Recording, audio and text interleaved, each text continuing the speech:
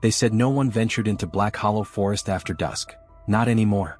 Locals whispered of things that roamed the thick underbrush, things too massive to be natural, too silent to be real. But Mark Langley wasn't one to heed old legends. A professional hunter and adventure vlogger, he was in search of the monster boar rumored to weigh nearly 1,000 pounds. A beast blamed for the disappearance of cattle, wild deer, and if the stories were true, 2 missing hikers last spring. Armed with a scoped rifle, a thermal drone, and an obsession for clicks and views, Mark arrived at the forest's edge under a sky bruised purple by the setting sun. His cameraman Dylan hesitated by the truck. "You sure about this, man? That farmer swore this thing was the size of a car." Mark smirked. The bigger the legend, the bigger the view count. They pressed into the forest, the undergrowth thick with rot and decay. Every step squelched in damp leaves and unseen mud. Around them, the towering pines leaned like silent watchers. The deeper they moved, the more the air grew heavy, charged, almost humming. Birds ceased to sing. Even the usual chirp of insects faded into an oppressive silence. Hours passed. At midnight, Dylan noticed something odd through the thermal drone.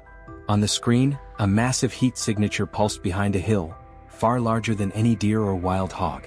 "Jesus, that's not normal," Dylan whispered, eyes wide. "That's as big as a damn cow, maybe bigger." They crept closer. That's when they found the clearing. The moonlight revealed something grotesque. Bones. Hundreds of them. Deer skulls. Shattered antlers. Broken cow pelvises. And in the center, fresh remains.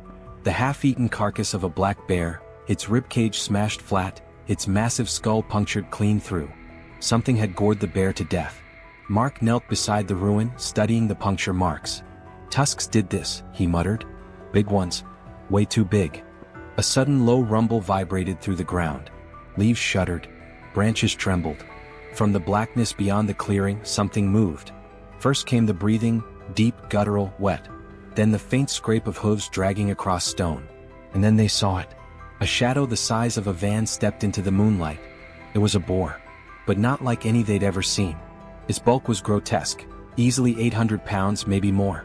Matted black fur covered slabs of muscle scarred from old battles. One tusk curled up and over its snout like an elephant's, the other snapped and jagged.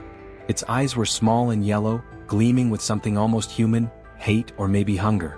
Flies swarmed its flanks, feasting on open sores and gaping wounds that didn't seem to slow it. It snorted, stamping the earth. The ground quaked. Dylan swallowed hard. "Mark, we need to go. Now." But Mark, hypnotized, raised his camera. "This is gold, pure viral gold." The boar charged. In a blur of muscle and rage, the beast covered the distance in seconds. Trees shattered in its wake. Dylan screamed and stumbled back as Mark fired blindly, 1, 2, 3 shots cracking into the night. They might as well have been pebbles against armor. The bullets barely slowed it. The boar slammed into Mark. The impact hurled him 10 feet across the clearing, his body smashing through a rotten log before crumpling to the ground. Dylan turned to run, but too late. The beast wheeled and lunged. A tusk slashed Dylan's leg, shredding flesh and tendon. He fell, shrieking, clutching his ruined limb as the boar loomed over him, breath steaming in the cold night air. Its snout lowered, tusks gleaming with gore. But then, strangely, it paused, sniffing, watching, and turned away. With a final grunt, the monster lumbered back into the darkness, vanishing like a nightmare into the trees. Silence returned. Dylan dragged himself to Mark's broken body. Blood pooled in the leaves. Mark was alive, barely, his chest heaving in shallow gasps. We need to move," Mark croaked. But something shifted in the brush behind them. A new sound. Softer. Quieter. Multiple sounds.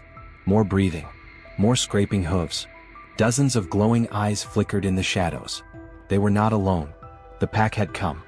The forest seemed to close in, its silence broken only by the shallow breathing of the 2 men and the faint, wet snuffling from the shadows.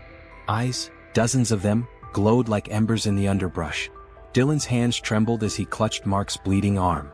Panic gnawed at his chest, but something primal, something ancient, held him frozen. The pack stepped into the moonlight. They were smaller than the alpha, but not by much. Mangy, scarred boars, some missing patches of fur, others bearing jagged wounds that festered like open craters. Their tusks gleamed slick with old blood. Flies clouded around their heads, but none of them flinched. These creatures were diseased, cursed, survivors of some ancient sickness that refused to let them die. A low, guttural grunt rippled through the pack. A signal. They began to circle. Dylan fumbled for Mark's rifle, kicked just out of reach. His torn leg burned with agony as he dragged himself forward, fingertips brushing the stock.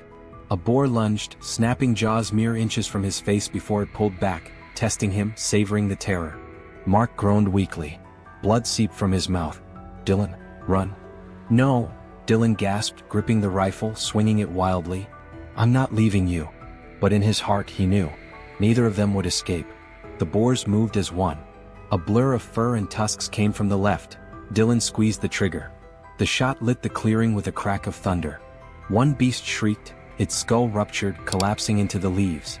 The rest hesitated, but only for a moment. They surged. Dylan fired again, another blast tearing into the charging wall of flesh. A boar screamed and tumbled, but its brothers climbed over the twitching body without care. Their hunger drove them. Their sickness burned like madness. The rifle clicked empty. No, no, no. Dylan fumbled for another clip, but too late. They hit him. Tusks tore into his back, slashing muscle and flesh. Jaws clamped onto his thigh, dragging him from Mark's side.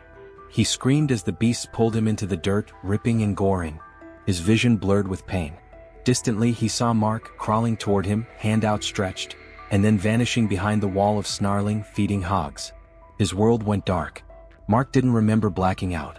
When he woke, the forest was silent once more.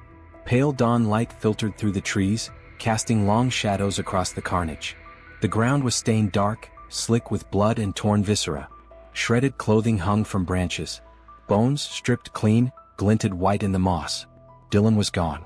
No trace remained except his shredded camera, cracked and blinking its last LED light. Mark groaned, clutching his shattered ribs, dragging himself inch by inch across the clearing. Every movement sent lightning bolts of agony through his chest. His left leg, twisted and useless, dragged behind him like dead weight. But something else moved in the forest. A shape loomed at the clearing's edge. The Alpha. Its bulk blotted out the rising sun. The giant boar stood silent, watching him. Fresh gore dripped from its tusks, steaming in the morning chill. Its yellow eyes locked on Mark with inhuman intelligence, cold, measuring. It didn't charge. Instead, it grunted softly and turned away. The massive creature lumbered back into the woods, disappearing into the shadows without a sound. The pack followed, silent as ghosts, leaving Mark alone in the blood-soaked clearing. For a long time Mark lay there, breath shallow, staring at the sky. Then, from somewhere deeper in the forest, the faint sound of an engine. Voices. Rescue teams. They had come. But Mark knew, even as blackness claimed him again, that the real horror was not over. Not by a long shot. Because out there, in the forgotten heart of Black Hollow, the monstrous boars still roamed. Still hunted. And next time, they wouldn't leave any survivors.